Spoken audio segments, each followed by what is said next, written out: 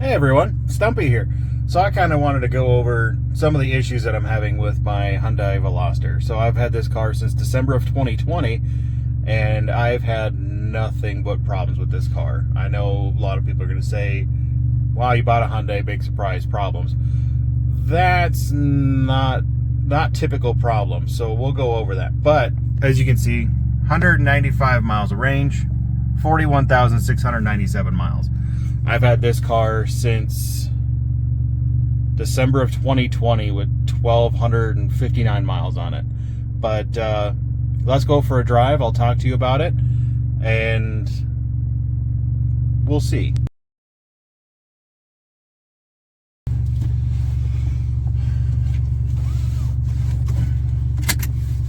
So, I bought this car December of 2020 with 1,290 some miles on it. This is the newest car I've ever purchased.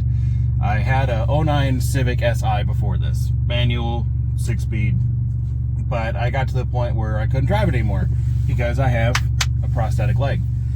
And part of me knew I was going to have difficulties with the manual, but we'll get going. I'll kind of go over this car. So I bought this car from Mike Morgan Hyundai in Shreveport, Louisiana, as a certified pre-owned vehicle. Now, what that means with certified pre-owned is the dealer is certifying that this car is as good as new.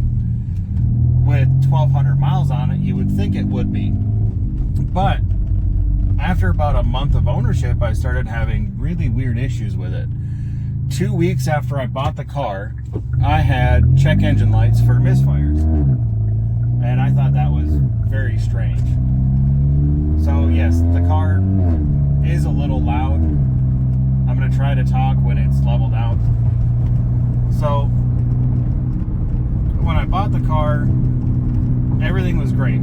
Although when I was driving the car to my grandfather's place up north Louisiana, I noticed that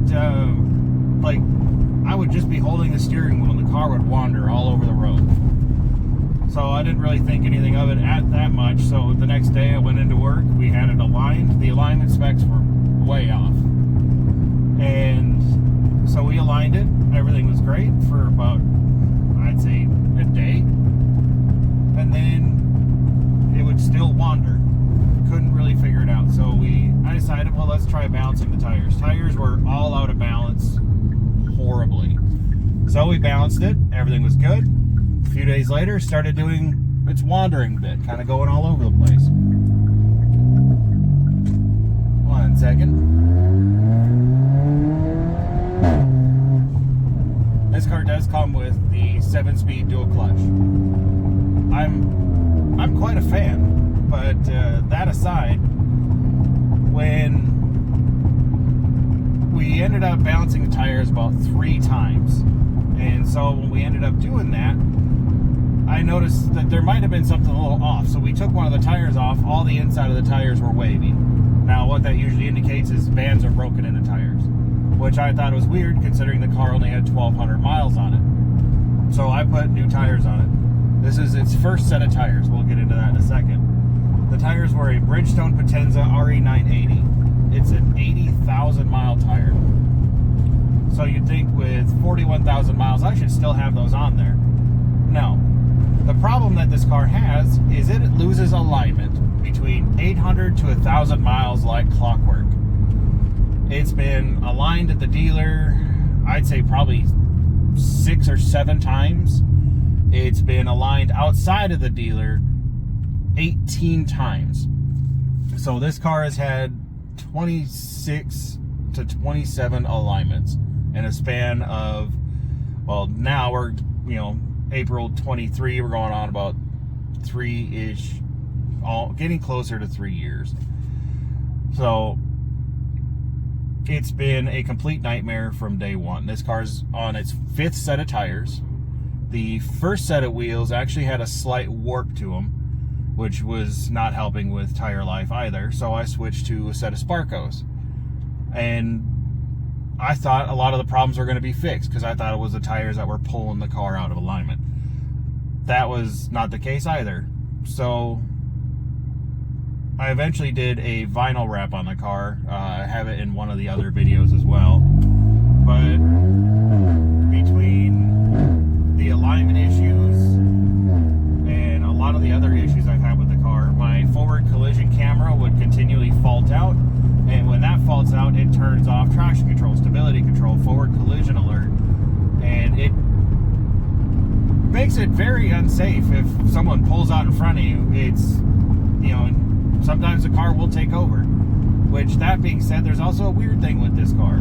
If you come up to a hill too quickly, or if you come up to a railroad track, either, I guess what you could say, too quickly, the car will actually slam on the brakes for you because it thinks that something's coming towards you. Now, this car has also done that on wide open roads on the interstate, which that is fun to experience in itself. But when I kept on bringing it back to the dealer, I tried to turn this vehicle back in 30 days because I knew there was just problems with this car that would not go away. Well, the dealership very politely told me to, what's a YouTube correct term? Get stuffed, go boil my head, I guess. We'll go with that. But the service manager, or the sales manager, told me that, tough crap, I bought the car, it's mine now. Which, I know a lot of people are saying, oh, we'll just sue them, blah, blah, blah. But that's not the case for everything. Like, that's not an answer for absolutely everything. Let's just sue them. You know, they deserve this and that. Well, that being said, when we started having more and more problems with the cars, check engine lights would always come up, misfires would always happen. But this car won't report misfires like you would normally think. Like, let's say a Cadillac or an Acura. If it gets a misfire, it'll tell the car right away. I could unplug a spark plug on this car, let it run, and turn the car off and plug it back in, or even unplug it while it's running, and the car won't alert for a check engine light for a misfire for 3 days. So there's definitely also something going wrong electronically with this car. And that goes into another aspect of this car. So when I brought it to the dealer for that, the car would never record the issues for the forward collision camera. It would never record a code, nothing. I would have to bring the car into the dealer with the code on, which typically it would do it at night when it's clear as day. So no real way to duplicate that because the dealer's closed at night. But I did get lucky. It happened during the day. They decided to reprogram everything. Didn't help. And, well, Mike Morgan Hyundai in Shreveport, probably not the place you want to bring your car. So I still had continuous issues with this car. With the check engine lights, the misfires. They ended up replacing spark plugs, coils. They replaced part of the wiring harness, as they said it was for a recall, but there hasn't been a recall on the wiring harness on this car. And since then, check engine lights have gone away. It's happened once since. So, since I bought the car, it's safe to say it's gone away. Now we're getting to the other fun stuff with this car, bringing this car to dealerships. This car has been at dealerships for 200 days of ownership. And that is an absolute lot. The dealer at Hyundai in Shreveport, they told me that they weren't going to work on the car anymore because they paid too much for it at auction. Now, what they paid for it shouldn't matter. It's under warranty. It's still under warranty. Since it was a certified pre-owned, the warranty on this goes to, I think it was either 75 or 80,000 miles is what it was stated on the paperwork. So it doesn't matter if they pay too much for it at auction. But one thing that we found out was this wasn't bought at like a dealer auction. This car was bought at a private auction. Now the first 30 days, well, the first 60 days of ownership, I tried getting a Carfax for this car. I was not given one. And that's when I told them, I said, well, if you guys aren't going to give me a Carfax for this car at, you know, at the 30-day mark, I'm turning this thing back in. But that's when They told me the lovely things of no. But with everything that's been going on with this car, they gave me the Carfax at 61 days, which is 1 day out of my return limit for Louisiana. Louisiana, you have 60 days on a certified car. Now, when I got the Carfax, I was told when I bought the car that the car had no accidents, no issues, clean history, clean everything. When I got the Carfax at 61 days, this car had been in an accident at 1,200 miles. It happened on the right rear. Apparently the person who owned the car before backed into something like a yellow concrete pole, and it needed to go to a body shop. So not too bad, you'd think. But the fact that this car still has alignment issues. And it's been at Mike Morgan Hyundai. It's been at Hyundai of Longview, who are fantastic, by the way. They are great people. It's been at Huffines Hyundai here in Plano, Texas. There was one on Coit and one on McKinney.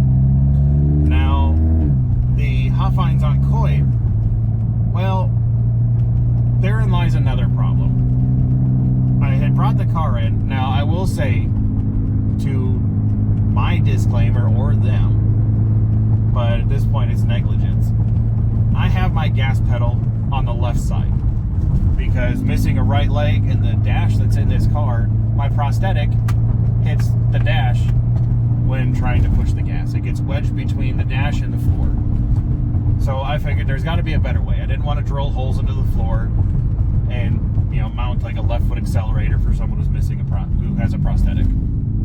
So what we ended up doing was we moved the pedal to the left. It's on a bracket. It's basically bolted to the firewall like it is on the passenger side.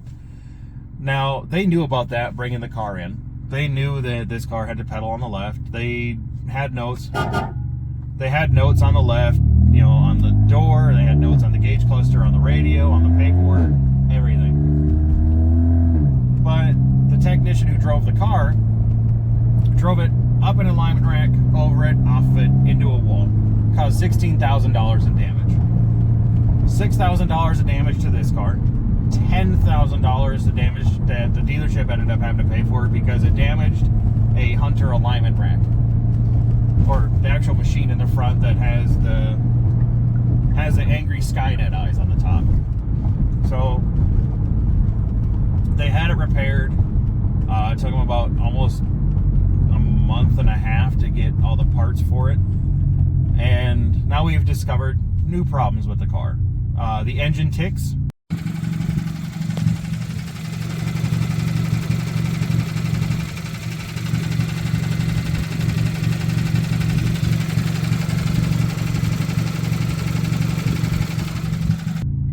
The transmission rattles when downshifting. I don't think you'll be able to hear it over the exhaust unless the microphone on my phone will pick it up.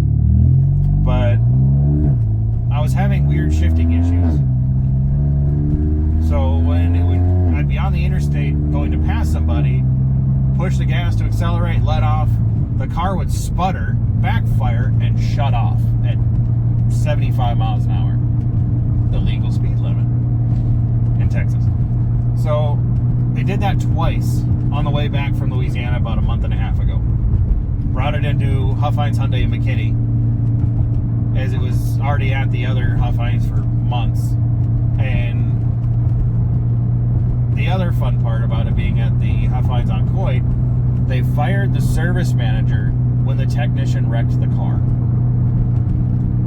That doesn't make any sense to me either. I've worked at dealerships for quite a few years, and if I would have drove a vehicle off an alignment rack into a wall, I would have been the one fired. But no, they kept the technician on. And so I figured with someone who's that inept, I actually have the dash cam footage for it. It is the slowest car crash I have ever seen. It's like he pulled up to the alignment rack, got out of the car, and let the car just figure it out itself. And, well, stop itself against the wall. But now we get into the problems that it's having now. So since I've been talking to you, which hasn't been too long, this car has already burned through 10 miles of range.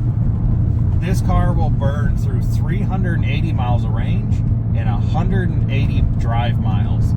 Doesn't matter how you drive it, doesn't matter what it is. Like right now, it wasn't normal.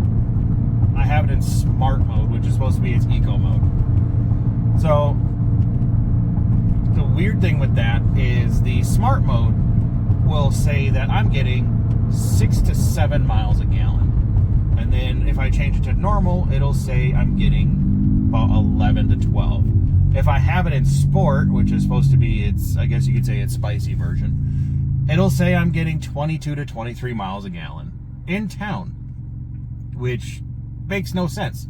Priuses don't even really do that.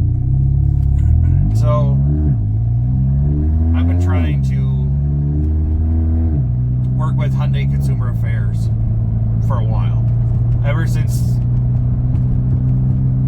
Mike Morgan Hyundai in Shreveport decided that they weren't going to help me at all, told me, tough crap, you need to drive an hour away to Longview when I lived in Shreveport to go get my car work done. Now this is why I like Hyundai of Shreveport. My gas pedal's on the left side there. They knew it. Or not Hyundai of Shreveport, Hyundai of Longview, my bad. They knew the gas pedal was on the left. They knew about all the issues with this car. And the interesting thing about this car is when the alignment goes out, the right rear inner cam bolt that adjusts the actual, toe on the rear side, it tightens to the point that a technician actually broke a 2.5 foot breaker bar off trying to get the bolt loose. So obviously something is happening on the back of the car that is tightening that bolt so tight. Now, when the dealership crashed the car,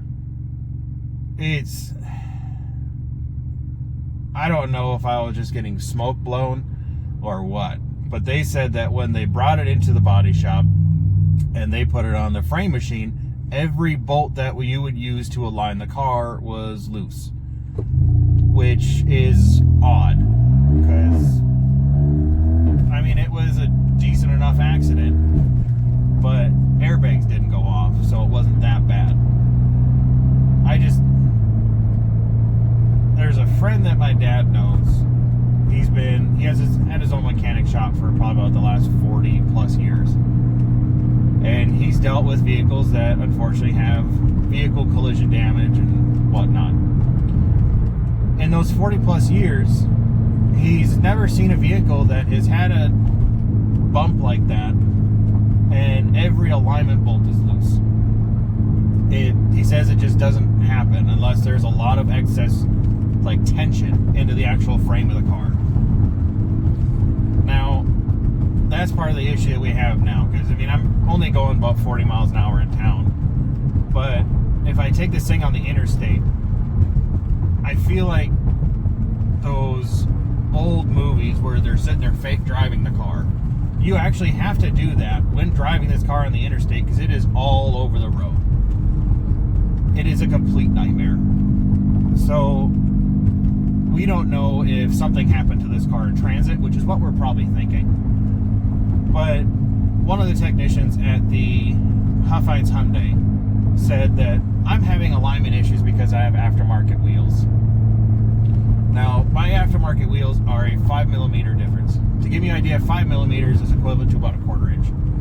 Now, if that's the case for this car having that many alignment problems just because of a 1/4 inch difference in the wheel offset, then that would mean that every single one of these cars, whether it be a Veloster Turbo, a regular line, an N line, because they're all the same underneath, that would mean that every single one of them will have alignment problems if that's the case. But I think that's a cop-out for people who don't know what they're doing. And yeah, it's been a complete nightmare. But this car's been at Hyundai dealers down here probably 4 or 5 times since we've moved to Plano in July of last year. And I'll be honest, when I got this car, I liked it. But with all the problems that this car has, there's no way to, no one can figure it out. I mean, it's been at multiple dealers, multiple technicians, and I figured it out the other day. The amount of training that the technicians have had that have looked at this car are well over about 250 years experience working on Hyundais and cars in general. That's a lot of experience. I mean, a dealership, you see a lot of cars if you're ever familiar with it. But getting back onto the subject of this lovely gem. So anything that's been modified on this car has been modified out of necessity.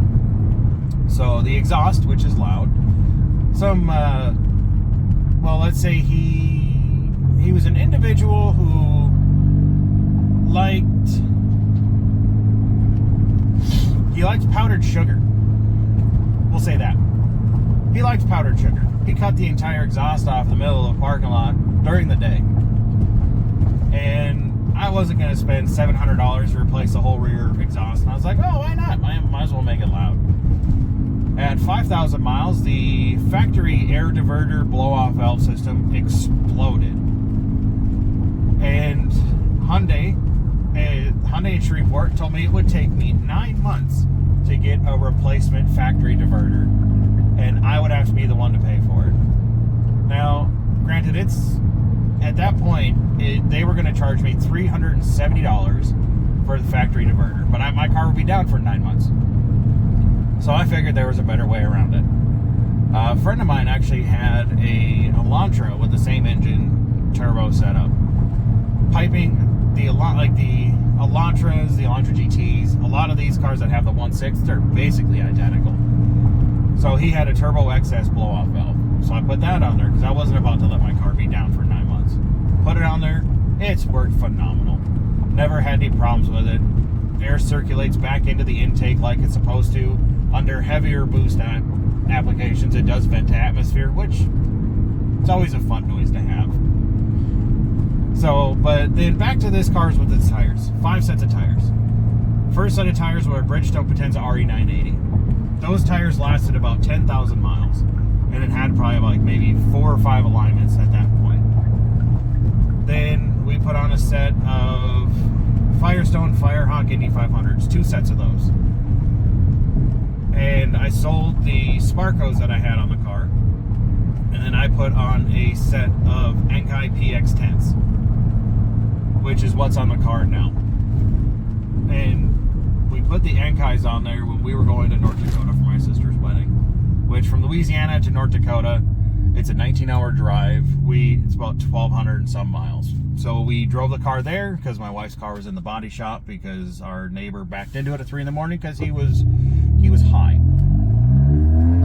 And so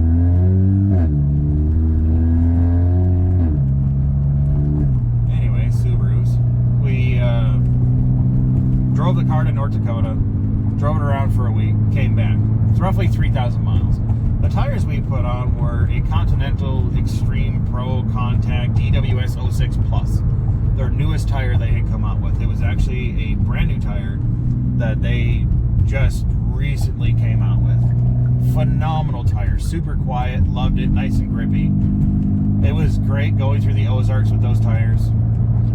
But we put on maybe 3,000 miles for that trip. Granted, 99% of it was all highway driving. And when we came back to Louisiana, the tires were shot. I mean, they were bald. They looked like they had 60-some thousand miles on them. It was ridiculous. And so then we put on, I figured, well, if this car is going to keep burning tires out like that, I might as well put a wider tire on it, give it more tire to burn. Which the tires we have on it now are a Firestone Firehawk All Season. It's a 245/40/18. So the factory's a 225/40/18. So this goes to about almost a 10-inch wide tire. And it's worked. I mean, these tires have lasted for a while. We did end up having to replace 2 when we moved here in July. I had to replace 2 more probably about a few months ago, which, you know, road hazard is nice for that too. But this car has been a complete nightmare from day one. I mean, I want to love this car. I do. I still do like this car. But with all the issues this car has, I don't really want to drive it. Be honest right now, talking to, I guess, the box and driving it around, I despise driving this car. I absolutely despise it.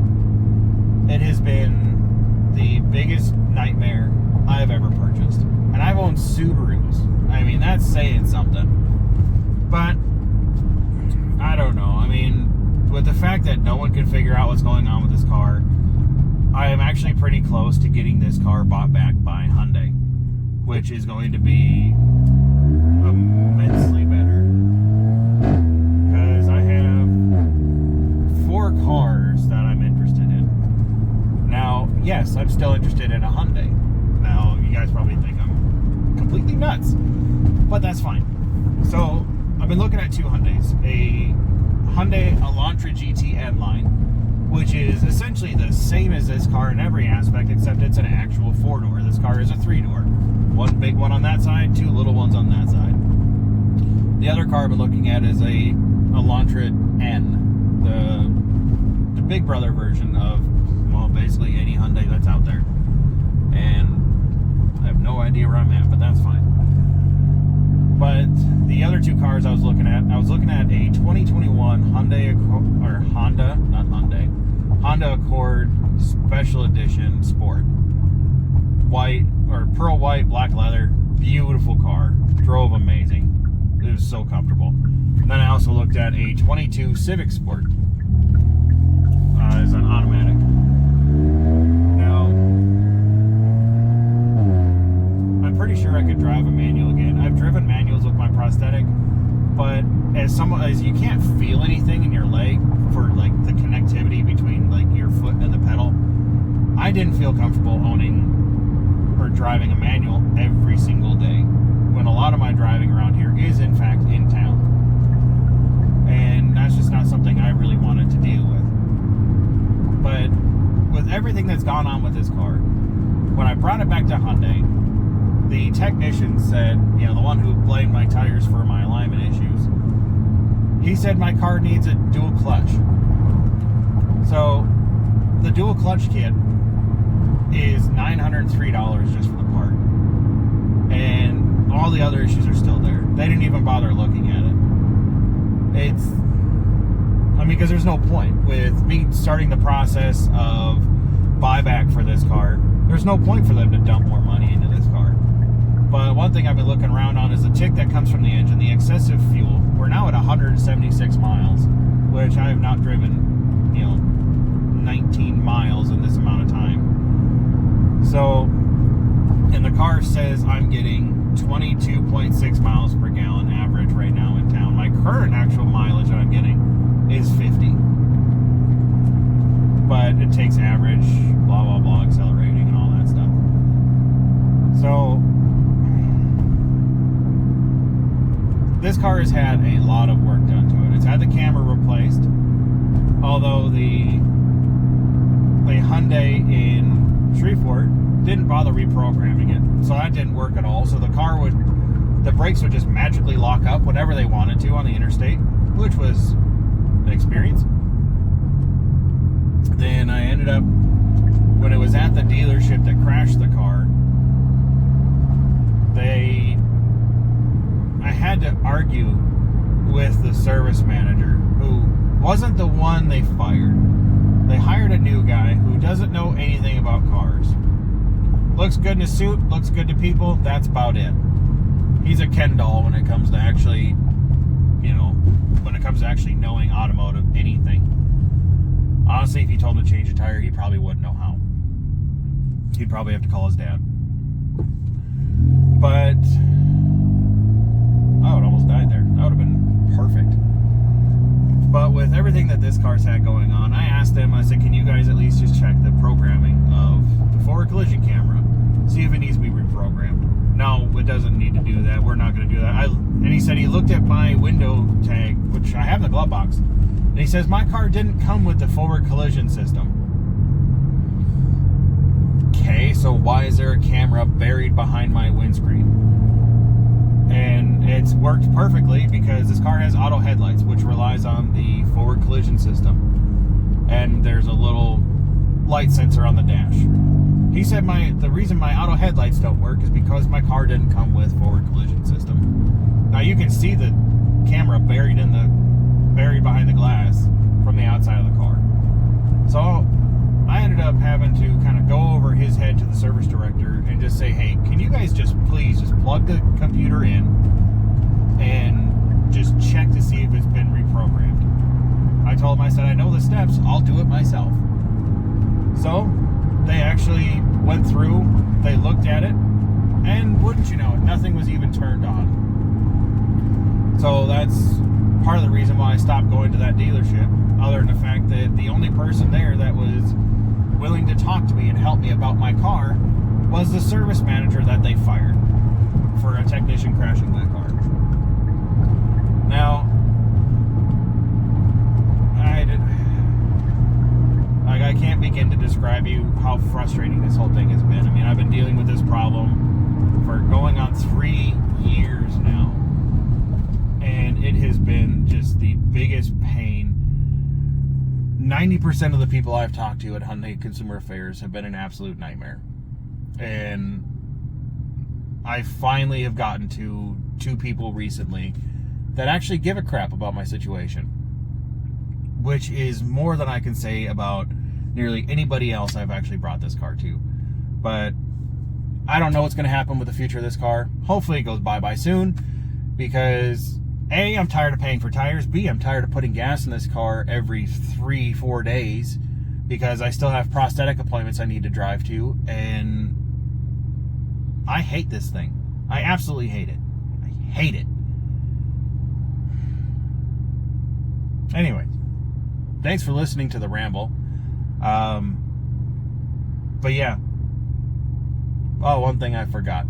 If this car does need an engine and transmission, which is where the rattle from the engine leads to and the rattling on the D-cell leads to the transmission, this car would have cost Hyundai almost $43,000 in warranty repairs. That's a lot. That is way much. And the fact that no one has said, hey, there's something wrong with this car, let's go for lemon law, has been ridiculous. But you guys have a good day. I'm stumpy, always have been. But yeah, as you can see, 175 miles.